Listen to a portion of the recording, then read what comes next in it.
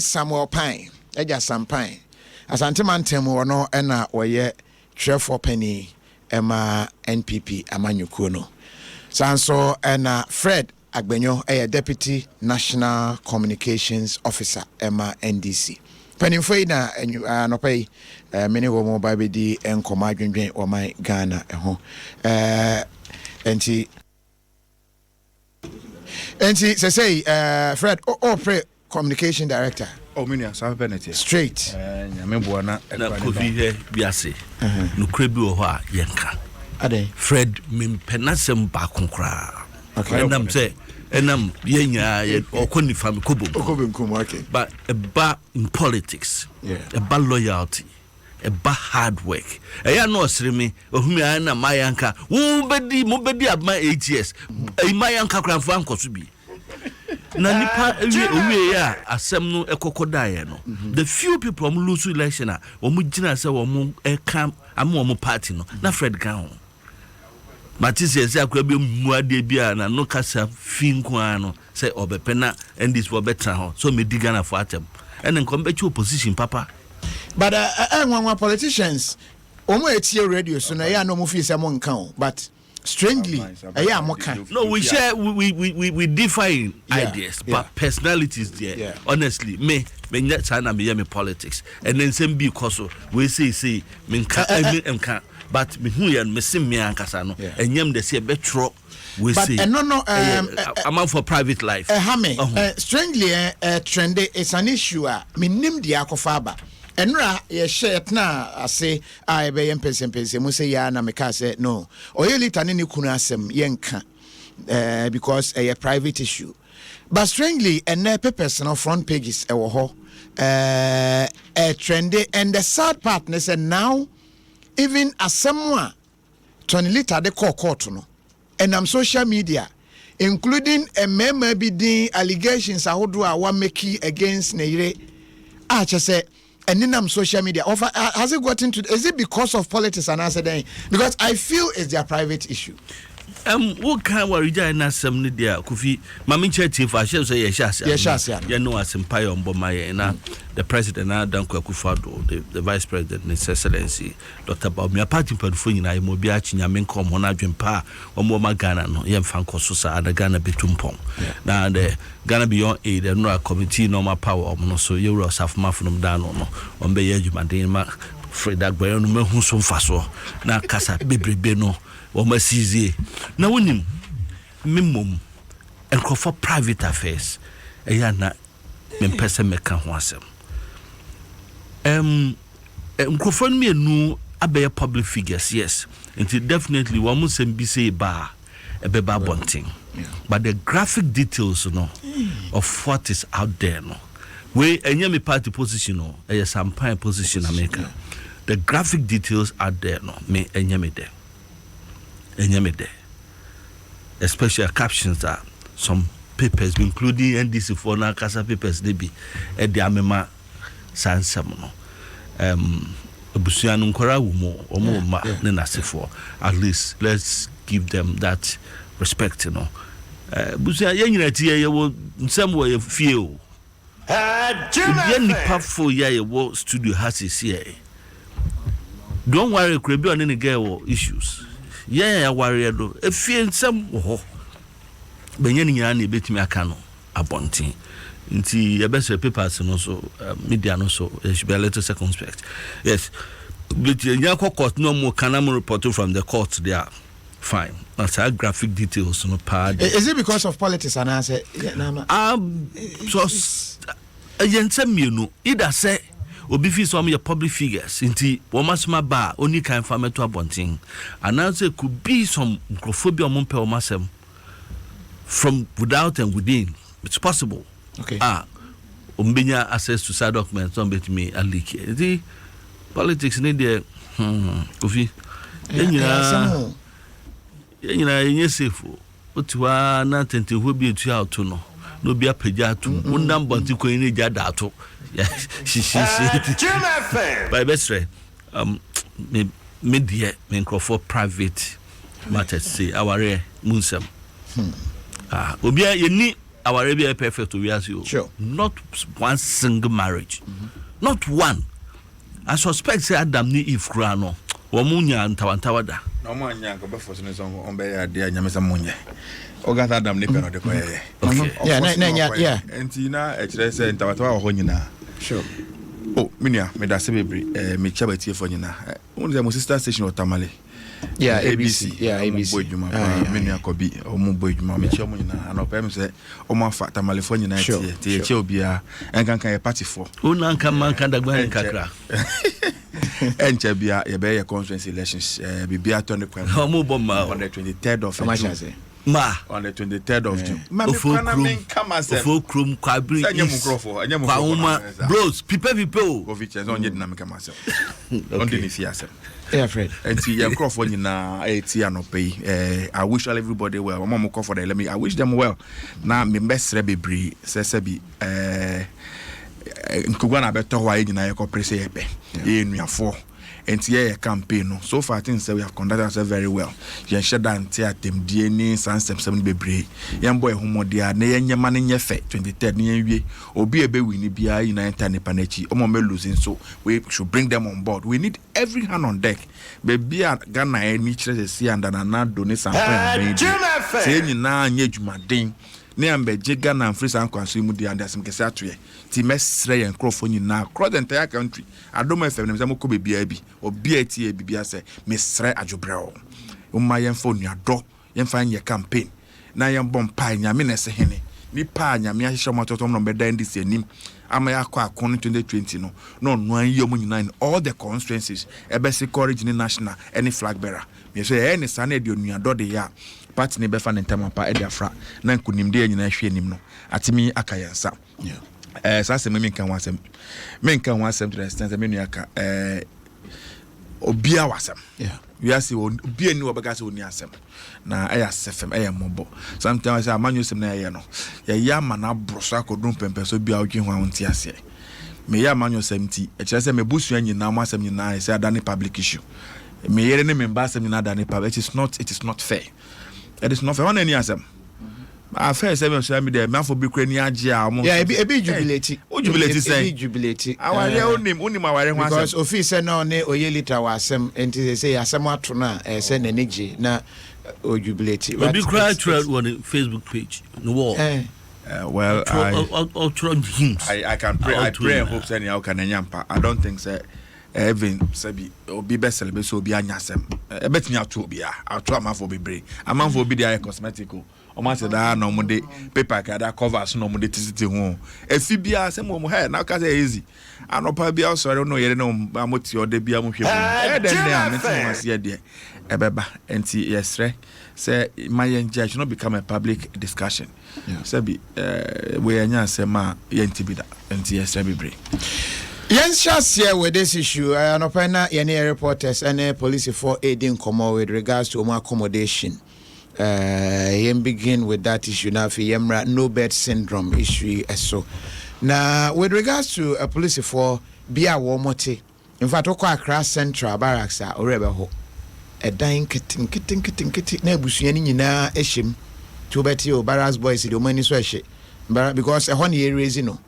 Odo eni chemo tema ukodru militia house airtime otukomo eco voter region dru jojea chese bia umbejo omo nan kra ye problem uhu se the conditioner police for wo mu no enye ye call do man ye nya the other side of it fiora say police for not na fie 46 years ni na otu omo because omo maintain dan ni ye omo dan no ho aye basa gata se ho nyina emu asisi ene ade.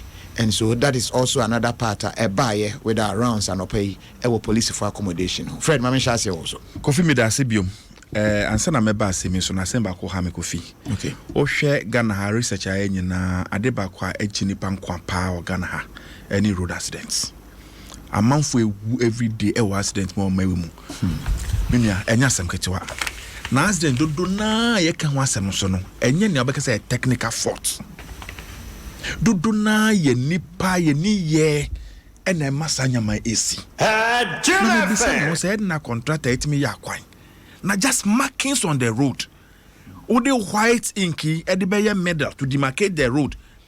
another side because drive ya najwa ya kwani nyina yetu enti akasa max ne o white one ne o ho a etimi kira say oh se sia de o ya track onwurem ana say o ya this other lane just to guide you as a driver and no so yesika here Ghana mine HIV is enku nipa ebresa o malaria enku nipa ebresa o the number of lives that we lose up the people through accidents motorbike accident they can aden and nyina ya ba na ya beka na ya kana na ya jato ya ba na ya kana na ya jato anamo se yentu bia yentu yenenma contractors for emena sentiment hwe manim ne kan kyerem Kofi utimi fa akwan bi so anopa we picture the way akwan se tie obekọ abesan wachi ewia na anwumre no abeye adwuma bi okwan no so omo indicate hwe no reflector nothing other say the anwua be go ho no ko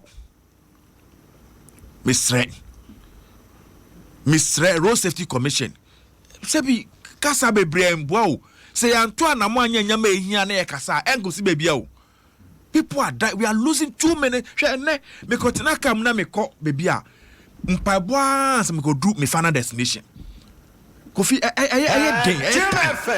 ti mesre ye no driver for no so no machine na okra o me ndwin say me na me the most experienced driver me dey me tia so koba enye driver ko speed na good driver o driver to me reaching the destination NFN no good driver and ye besre bebre mumma ento na monfa this road safety ehun hia keze mame pa we are losing too many lives to be afraid better us but let me add a letter hey and no echi na me no be din komo na o say ufi kuma se kota echi mana wo mo wasa young buses nkede mini buses ni bi na speed o mo kono na me na me ko akuma dan ko ye program bi timbi na me say na lady ba ko ka say hwe ofu bi speed akwa no ko mo ka che no mfi omo ka on explanation is I say o cha o ankwantama akwa na the other drivers no extra say we achiche there that means say we go too slow then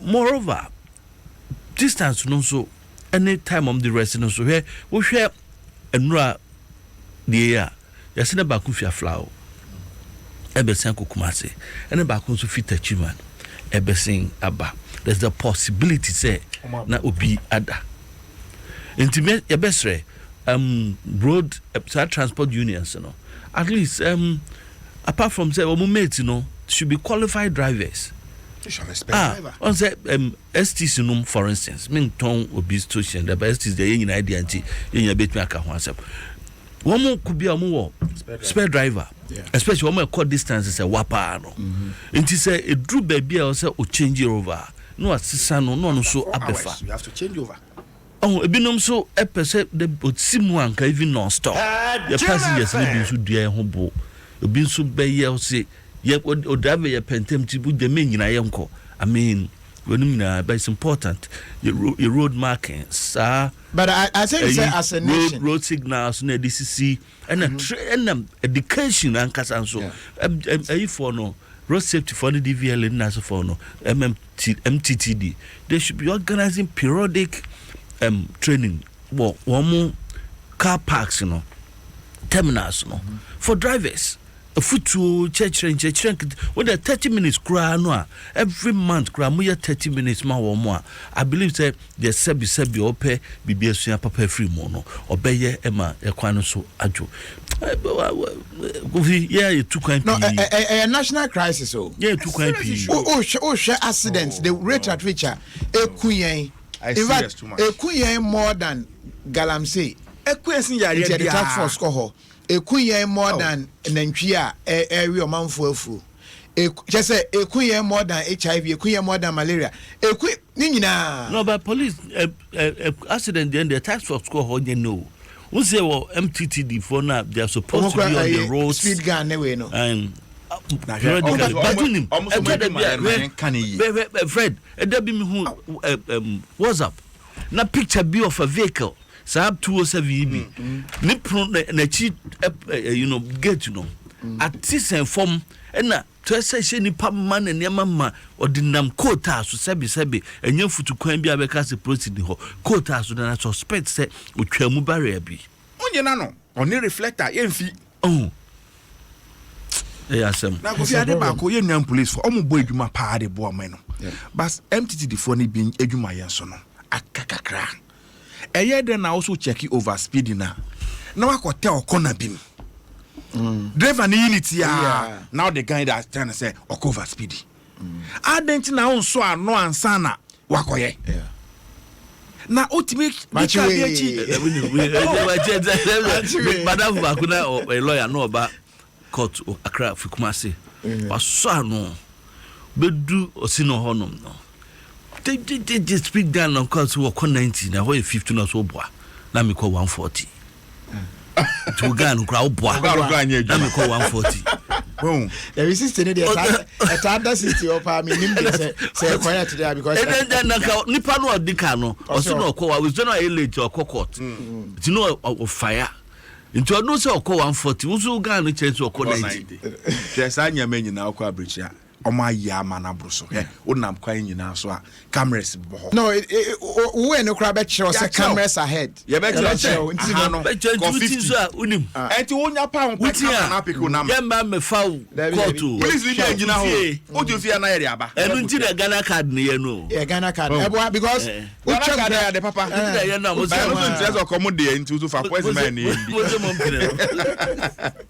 anyway yamba enu police for there no so o ma etima kasa ho ensem bi ohwa ma yem pa mu kan prekope na ma yem fa nye amanyo sem bebre hwe ye di ye hunya e wo mai mu too much na santo betimi atina say abisa ho say boapo ye bi ana say abro emfa ye ho cause oju ha onti ase ye see adan the man police force say o ye recruit now court training now we now bar and son ebe post you no ubetimi abe hold you up in some small cubicle bi onko abada on ware oni nkola eni ti ana say emergency BSC wa Accra na enu ti be nya say fa police from free Accra e kuma say fa mbra no be bo mu Accra o ba bi obeda no small cubicle dey onima police station obi ho no akoda ho 2 days 3 days no masan ko onama station sign dan kitinkiti say abeda ne permanent residence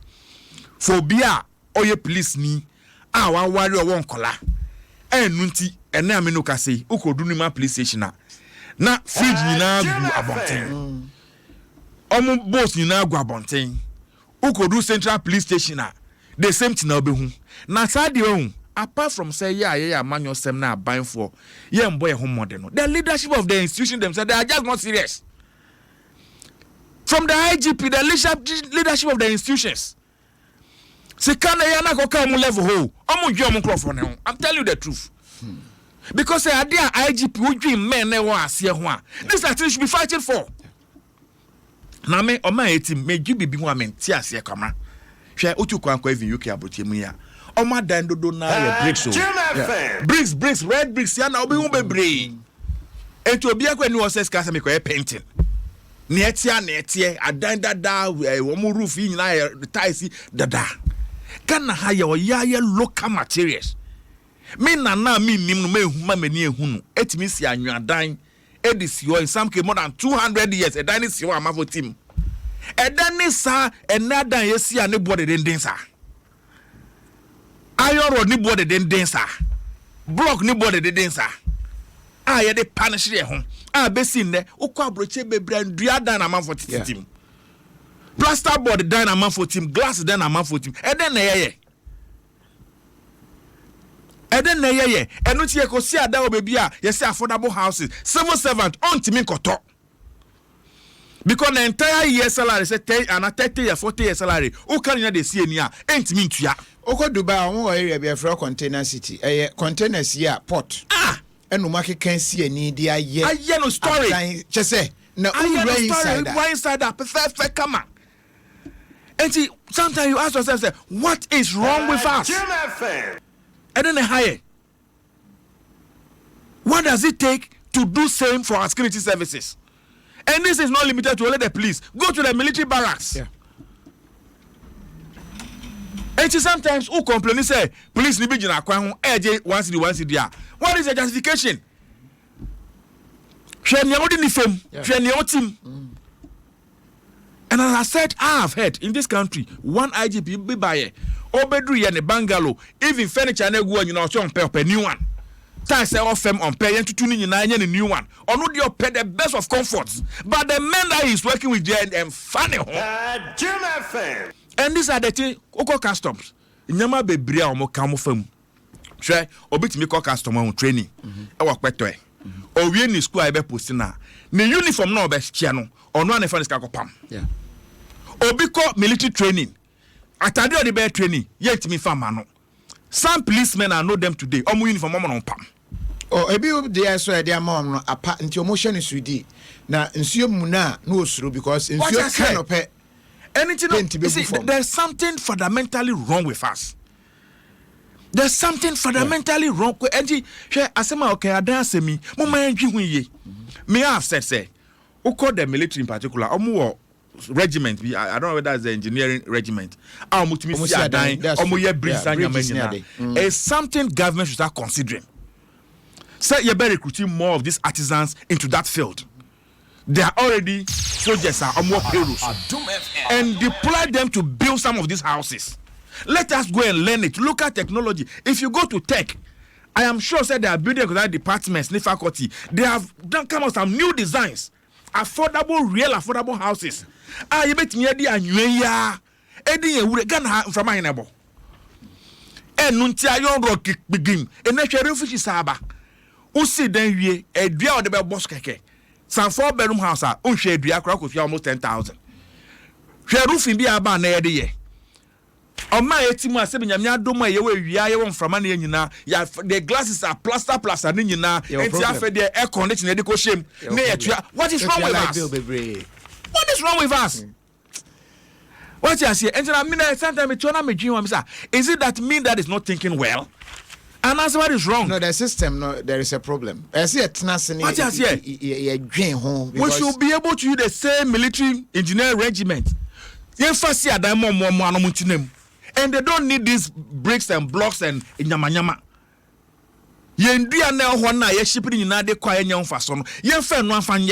Appropriate technology. Those is what encouraging class here. They use just list, pan front here and use and no roof. They see modern tech, they can do it nicely. Say, Ubet now be until I him say, and you adam now that. And now say grass can there roofing. No. In our village, none yet touch, and no more use. And the roofing. So can't we modify it a bit and make it look nice? Would that touch room cry more joke? Unya fan, unya condition, and you are damn what joke. So what is wrong with us today? And now the more we are becoming educated, the more we claim that we are near BNO, the more we are doing things wrongly. And as someone that bet you the idea, I assume my hammy baby, me candidate be here who could do identity in flat. Those houses were built and ordinary people, civil servants. No, ordinary people. And now could do what? Unkofono money sika in the system. Omo makoto and omo rent the ma. Unkofonti I thought I see than this yo. Because what we need untimi current, untimi koto. So what are we doing? Who are we deceiving? And to me, the message, if the police service can create a similar regime as we have in the military, na yebe mo mo kwai. Say mo designing the type of affordable houses are good. Okay? Me can baby recently. A dance you own. Ni boy din pa o. Kofi. Who discuss ko share dance mu a unya anything in return. Who the shema neko. And I'm saying rent ni boy din o my we mutino. Obi anya adwuma pe me pese me sidan. And say can anka obetimi dey aye business bi ama was sidan makwa yie no okoje bungalow with his salary. No that quarter block, no that quarter cement to the sidan. And you ko adwuma o salary na ka barely some 50% of your salary, 40%. Yeah. And you have to look for other means and ways many can be that sort to be able to survive. You cannot fight corruption when you not tackle issues like this. You cannot fight corruption if you don't tackle issues like this. Young person will be university. Work in the national service and that's why you the first appointment. Uber can rent a bedroom and a bedroom apartment. Who got there 2 years advance. 2 years advance, you'll be no mortgaging the salary that called you loan. No, they are go to ya. Near to on the salary. By the time I'll bet you 2 years, no. Now loan no so asa. Now I rent no so asa. And ab initio, you will be in debt till the day of Jumaye. How can we run a system like that? Jim FM. How can we run a system like that? Housing is a major issue. And I am very much opposed to the type of houses. Yes, you're gonna have. The type of materials I use of my boy we should go back to the basis. Even common and you are dying and you are boy, you bet me see as a story building room. I not be a name.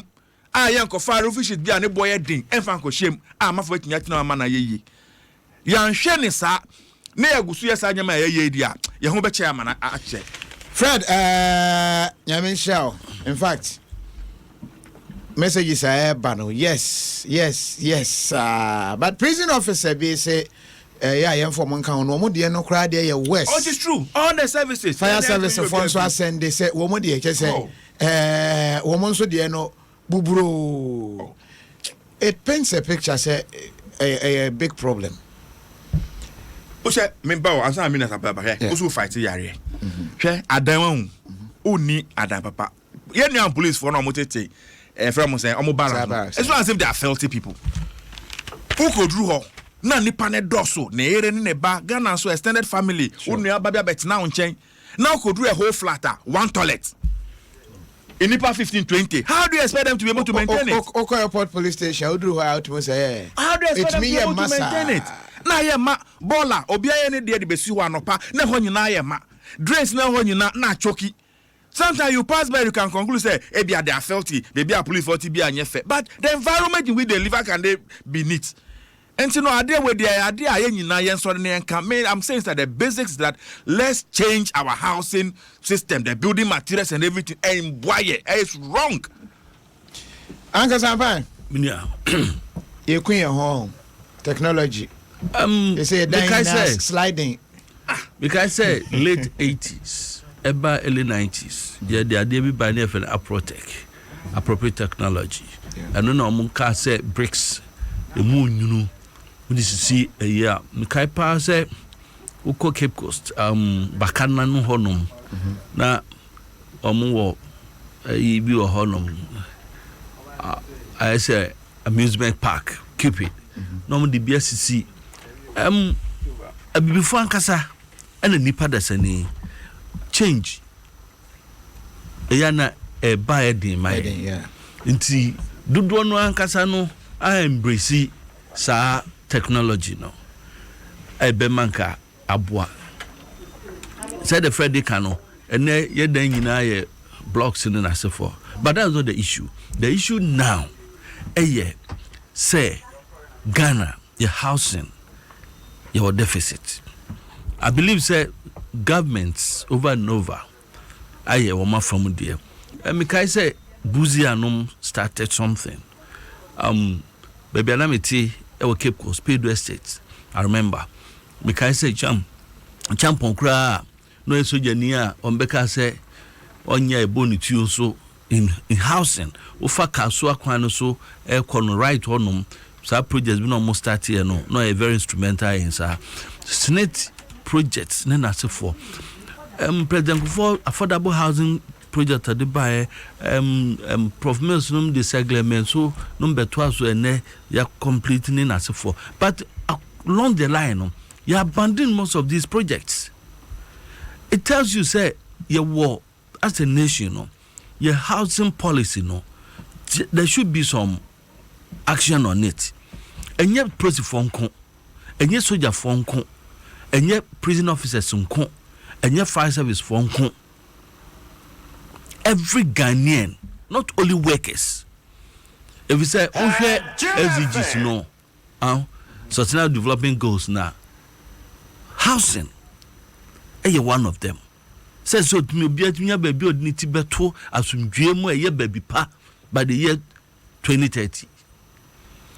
Inti a year, young I said it. See a besum, Emma. Akoso eluti na say yentimi so real estate developers asene say ye deep omanmoa because omanmoa because say state funding eboa wo mo a I believe some betimi ama ye dan anu bobe wo form kakra na amanfo so atimi atobi bill rent loss mo wo TV no mo wo program bi wo so a oba ya nana ya brefo if you are for any tenants ene woni say ye mra no emma kwan say obeji advance tintintin o mra ba say ye adwuma dia enam ka say ye mra no emma kwan sa ba enya adwuma wona asi ne dan nti wo kɔ no ɔsɛ obeji fie mienu fie miensa fie nan abranti abeba wo wie school fufuro kwa akosia adwuma ase a serious issue nti sa mra no so no kofi ese ehwese ye de ye adwuma na Patinia woni ne kasa ye no police na ano kasa ono ankasa si dan ni bi esi asa ano yese obi se obi anka ohwe se ye bechi ye be prosecute ifoni so otena eno do me ne nya adwene hwe ukọ amanone nasefo a wo mu ni barracks emma proceed and if you soldier for the omo wo duty na good barracks no but obetwi a oti within the community we say adwuma nkra no beye ni ya nka ye nhumpo so woni asumasi the protections are there somewhere along no na me feel say integration into society no so no nka ye fa ma won because that barracks no initially no mu see as holding points for them so we said a Fred kind no what we entam no ano ntina ya nkitinkiti bi ne say you know because that was supposed to be for transit quarters okay na say uko kumasi ya santwa basic school area wa asim honum no wo was a similar facility for public servants civil servants and when I say transit quarters but they say about permanent residence for people na say nka ya transfer of bia and crying abakumase and sana benya baby atra no the first month and 3 weeks you know ubana abepechi honum ntunya baby anu move until you hear facilities now it's not built for such conveniences because na banesa then also one so na nkasa so no when they make one ped dia ba meka ukọ barracks one facilities no baby am da na de tutu yenuanum prosifo dia no ho a sunsuye wo mu especially said omu keep ho said omu krokra ho enye binum de ba no kra no nti ama fie wurafo no so bebre so sisi omu baji omu fie e de ma won a omu se fie no ma won no kra wo ho no no kra ba ko no nti we say no every day kofi minye prosi papa ye neka say 46 years ordinary dan ama prosi for afedi na o sore ya o say ontimi bio because the wo mo ye dan no ho ne the way dan na ye no o ka ho okay nti kofi we nyina no ye ka facilities na wo afienim that is papa ko ba bia Fred ko ba bi nso a wo mo no so pisa but you still have that situation minim why e bia say ye research bi e biom no yen local authorities no AMA mohod crowd and the same adenta hod and friends asthma omo din bi ladman na sefo lekman ni ladman ni sa KMA ni futu tradition this assemblies no wonim say so we be innovative no more pay investors no more getting into housing nka sanema we so nka subeti nka mbenya baby for the police what districts no anyone wa municipalities and the rest where pretty fast markano so we call outside the cities none major towns now what accommodation and some no ya na nya kasisa because uba mikrum chichware for instance baby a process for it no wokwa yes a rural community but we share one more as it na one come more so MP so it was say obi anya ne baby a oti we different. I say what transfer kwa that is it. Into obi anso no epe yeah, even though yes nipa na doso cities no nti definitely security should also be say matchy. Monty definitely be praying so ebebaha. And this issue we say baby pemi baby what ne kase wo pa no e crew akese no emu. Nti we dey nyina ye dia no ebetum enye nipa baako na anya oman no he yewura mpanufo bi enum aduomo apem asisi police stations ama divisions bi e bin so as police quarters ama areas bi won so bi wo won sam no as part of social responsibility as part of say yes ye dia e be ya boa oman no ukwa amanane na sefo na some counties any communities bi no ma wachiri no be kono be bia ya mutine e bia na local authorities no any community no any provide such structures no e ma security for no so they bow ho e ban nti it should be a comprehensive thing. No members of parliament I believe should pick this thing up now the appropriate authorities agencies departments one a fa won hu nyina ene Ghana fo nyina as a people no yanka mum na yanhwe na you should not single out the police. Neither should we do that to the military, only the services. It should be to every single Ghanaian. And you'll be beyond a sebi.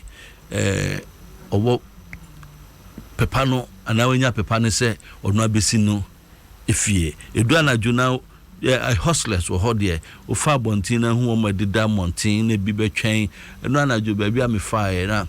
Me ba be hwe ba bi no otwen ase nipa no ebetutu no shop num no parking ne ma free ho no so ode ne kete ase ho no ada na ya ohwe sensuo to aweba na ntontom awurodi ankom ni ha wo ho but ntontom awo nsuo nyina no that is not only the police service the military the same fire ne prisons num na say adwene ho but every other Ghanaian. But this grabbing fans and Sassima me masters me be on volunteerism and cost of government business. Okay. Because go fit mean collaborate we crew. Obi any who can say AMA and AKMA and I say na Semfas Canberra and son I call your riverside yakodo. And son I got a chokia yakotitim. And son I important fua yakodo. En kan e kola bi sa abranse be aban be school bi we ye cross ya all ahead ni say communal labor omo de cement beba and a roof sheet beba abo anya nsuo labor the community provides and the cost of project no na ba fem bebre and na amenu ka say aban conceiving KVIP in the community right from the labor aban na betua ene gota cry emu ye choka ebe yi no ye nyina tena so assembly embra no be yi that spirit of volunteerism where the communal spirit ye de yen kambom ne yenyama ne ye no akofa he because ka no me cross na sabi teachers quarters ho a krom for ha na asi e de ma teacher for say be ya on betina ho no ma kira de ena me no ka sei ne nyina a collapse atija for be bro position mo a ebia otikrokasiam no fa card ba enjo obedu school na about 10 obepo akọ na de asa so metina sa monitor nkola no kura okrum class no adani asem. So what has happened? Cost of government na make no the military, the regiments in the military ye mom doso na ye train you mo a they can take up for instance the cost of building until labor no untua biom materials ne pen afọ odwen the materials the local materials yen ko importing nyama bebrebe a ne body de na de say bibia ties what is wrong with us and see nyama no I think that we need to do a comprehensive research. Let's find a housing issue. I agree with Sampan say it's not limited to only the security services but mind be any security there omo no boy ho ban omo nipa all sorry and opoko bo ho ban na baby a obeda na adwo oni bi does he have the peace of mind to go and do his work? Difficult. 48 regiments failed. Engineers. Okay. Ewo Teshi. I say omona omoyesa ejuma no ntino. Kumasi. Omo yesa ejuma. But omo ye there. Because I'm asking say Udru Morocco for instance obetumi drive very far aban sisi adan bebre say ya kwan everything udi age bi na wo pe aban dan ya wo call ya no akotenem wo call Gaddafi Libya wo call Egypt but policy housing policy yentimi nya bi proper housing policy ya say bi na ehihye ya political commitment and truncating along the line and so forth. Me say, one say me catch say even the early 70s, no, now state housing company and now corporation that are from corporation say state housing company. When me be being critical, but I said the Friday cano, a year nano buono. Aha, inti say ye bema buona ba form near bemo budget kese. No more ayen bebre near my other private real estate developers and so a buyer so much no more so accord into that endeavor. I believe say kakra no and a dime wire then rent away okoto away I go 50,000 because share dance foundation 50,000 make it and come inside the I can find your business. That's a Fred the best started 50,000 dance no bibi or ye I mean can I say na sa amafo ko bobusha e no calculate rent do a watch over the years no say na memfa katashi be mfam na memped ibi ntem na ka the policy be ba kra hwe as I say ne boy dey we should have a clear policy say obi anu afo ko si dan a 3-bedroom house 1 full plot waje na we say dan kitu bi the airspace we are not utilizing it. Yeah, certain jurisdictions you can do that. Omo ye plan no high rising into when I want to floor. First floor. Ama as I say boy the den and I track we tre. Na malangas for any ejuma. Ni mambo bi area transaction egua. Look at the type of housing I own. Why do this to ourselves? We are to play ball sura ne two and who situation and who situation here pass as a sepa na dante so getting na sase gu omi wa kwa brochi ayalo mo ti so a ohun end no abronsan kwa population ne doso bo mo nyina ate obi and the idea and I hear no kete one plot now I see 3 bedrooms and that's so every that one plot bet me on government spreading no ayan kete spreading no na say aban provide infrastructure roads water electricity pasenka kakra and ye come from mama tintin a kwan no ye 5 kilometers no a kwan 5 kilometers no a contain about 300 families but meanwhile no you are spreading over 25 kilometers into say aban ye extra 20 kilometers can to accommodate similar numbers of people. Yeah, you are not thinking right. So that one, I agree with you. Even I say more. What we call elsewhere? A dynasty what in Teno. What do can you remember? What drive? Why car park? A womb. A be a copy a third floor. A car park. Underground car park. Ah, you see a car park a crab way. I think we have community assembly name kwenko if you are trying crowd and Kenya which me call commercial buildings shops hotels supermarkets we no car park it's a problem no car park you see it's the very and onim you are setting up agencies in department land planning commission then omo djuma no area be develop here fan say tema na a new area e develop amafo go see adan ansa na amafo be moving to that area no na nka omo de roads de akoho omo de light de akoho omo de nso de akoho one it says from all these illegal connections anyamanyama na amafo area from the state and they don't pay but yenya bia ogodo area amafo say adan tan e kwagro de be ko ofie ebi ni hobium bebi a obey gota ebi ni hobium na be say and so man planning the city we be say man can be there as a human face after do be boom me die why didn't you do it before they move in there and when I dama but you finish hard on this no bed syndrome quick na fe yemfa emrewe of I mention say emfa mfiro so empa eni ho na nipa ewu e wa yare sabia oduru ha say ayema Inti kwa next one. Na ubechia no we welcome. Empa ni ho. Tie Fred no mananse se mo to no 2016 a nka se mo pa ni se nke kan ne. Ade we dey amanyo se. Me fanya man se me ka me ba tie anopa mani nkomo no ho discussion na wonya abutre. We amanyo se me discussion. Intinka emma sa. But situation nyina ne say yes as of mine. Yeah. Health provision challenges were ho. Yeah. But the fact say challenges were ho no so nkyere say you say you use that as an excuse many people. One identity nipa afie and nipa asem to no you didn't call hospital first. Identity what referral hospitals because me fan say and now knows to whom accident here is see. The first point ebeye Suhum government hospital holom.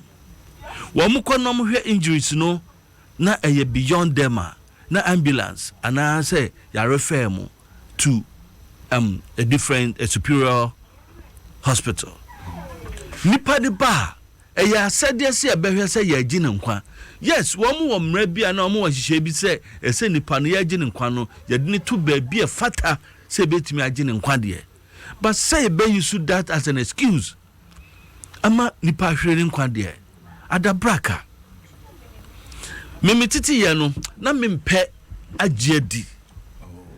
Oh, my friend man say nya no kro. Me see I just didn't want to believe say ye beye sa. Inti ya me the pass parliament so speaker no do manu atumu. Yeah.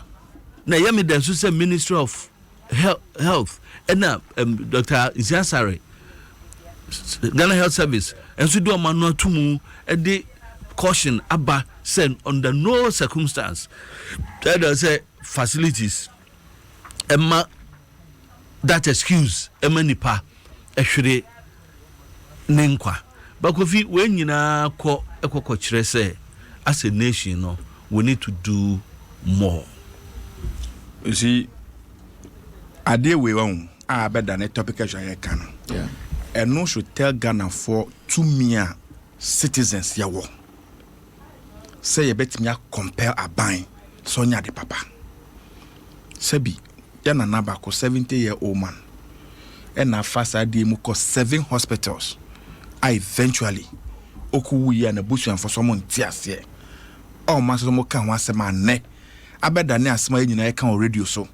Abeda na asema parliament is forced to a statement to be made and for people to contribute. I compare Ministry of Health to come out with FM. Me kan ko si say te mamufo ye wo tumi ye wa honde say ye sori wakasa ade a ye koso ye mpe na enunti nkrofo ya to aba mo de tumi ahye mo nsa no omutu wana mo bia will get the result. But it's as if we the citizens akasa no ye shine too much. And as Sampai Kazan said, these issues me I don't want to politicize them. Me fan ye NDC MPP I can do it. And I have a lot of things to say about the work we did in the health sector and the evidence there for Ghana to see. By ye ni no and that's a problem ni na. It's a systemic problem. And your problem be a ban back with me na we preoccupy. But a ban ye committed so be ya obetimi ye.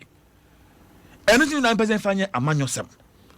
Because I told me that one day me na easily go baby violation and I check akra compare now and I mean say abran me fear area one na me na one na me abran and the kase na kofi o dey ma me wie e da fema kofi e moje free ni ho ba me ni madam fo say e dey na ekoso ye so be the scandal one ya ja no ho moje free no so e ho na me tam abranti ye de ni sheka mu pa 37 me code 37 emergency ward enya obi so obi o memese ye ko gina o more than 1 hour.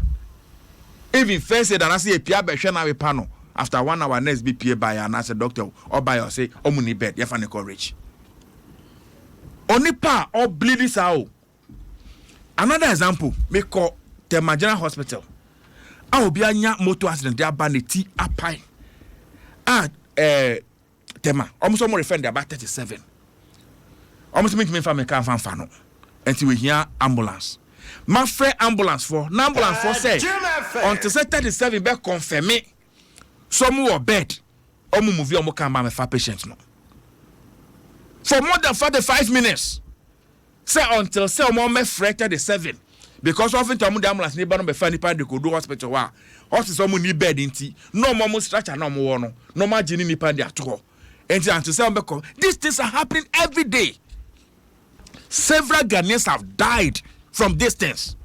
Oma etimu a uyare na edo hospital de share wheelbarrow mu ye do share taxi me more de taxi mu u na go sie wa na ya package a first bibia na do achima go sie. That is the way we are thinking. Uhu a yedi emu de cost cemetery akosie no na akope haze na fefe na pe na ye hwe ye call Friday a your friend last respect Friday na na akwan so na ye stop cars ni na ago when we could have saved the person na ye pamu cars ni na Africa mo ma ne kwan ye kwa akosie no ye koye yie. You see there is something wrong with our thinking. But I say mama come back pe emphasis mu ye started program be efe no Onyado healthcare. Yeah, the cars we buy a full set ambulance. Medics need be on a womb.